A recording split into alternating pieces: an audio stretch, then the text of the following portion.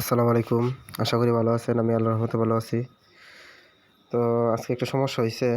তো আগে গত ভিডিওতে দেখছিলেন এখানে মুরগি পালতো উনি। তো আজকে এই লিটারগুলা ভিজে গেছে।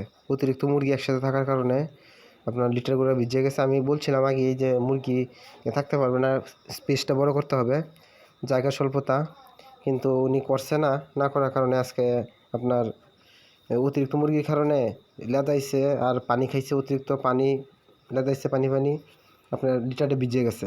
আর ভিজার কারণে আপনার মুরগিরা এই ভিজা জায়গার মধ্যে বসছে, আর বসার কারণে যে ঠান্ডা লেগে পড়ছে মুরগিগুলার, শ্বাসকষ্ট হইতেছে মুরগিগুলার। নাকে দিয়ে, নাকের মধ্যে চাপ দিলে নাকে দিয়ে পানি পড়ে। তো আজকে এই পর্যন্তই। তো যারা মুরগি পালেন ঘন করবেন না, একসাথে অনেক মুরগি একসাথে রাখবেন না, তাতে অনেক সমস্যার মুখে পড়বেন।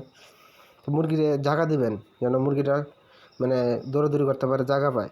আর যদি জায়গা না দেন তাহলে আপনার অনেকগুলো একসাথে থাকার কারণে মানে লিটারটা একসাথে হইয়া ওটা ভিজে যাবে আর কি। ভিজে গেলে আপনার এই সমস্যাটা হবে, ঠান্ডা লাগবে পরে মুরগির আরও অনেক সমস্যা, যেমন এমুনিয়া গ্যাস হবে।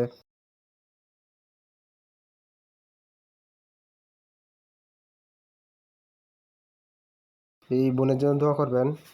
আসলে মানে বুঝতে পারছেন আর কি। তো আজকে এই সমস্যার কারণে সে আফসোস করতেছে। দেখেন লিটারটা এমন লিটার হয়েছে যে চাপ দিলে আপনার লিটার থেকে পানি বেরোয়। তাহলে কেমন ভিজা ভিজে লিটার, যে হাতের মধ্যে চাপ দিলে এই লিটারটা থেকে পানি বেরোয়। আর কিছু সাথে শুকনা লিটার ছিল, দিয়ে লিটারটা না ভালো, সাইডের লিটারটা ভালো কিন্তু মাঝখানের লিটারটার মধ্যে তো পানি বেশি। ওনার কিছুই করার নাই, ঠান্ডার ওষুধ খাওয়ানো ছাড়া। দোয়া করবেন ওনার জন্য।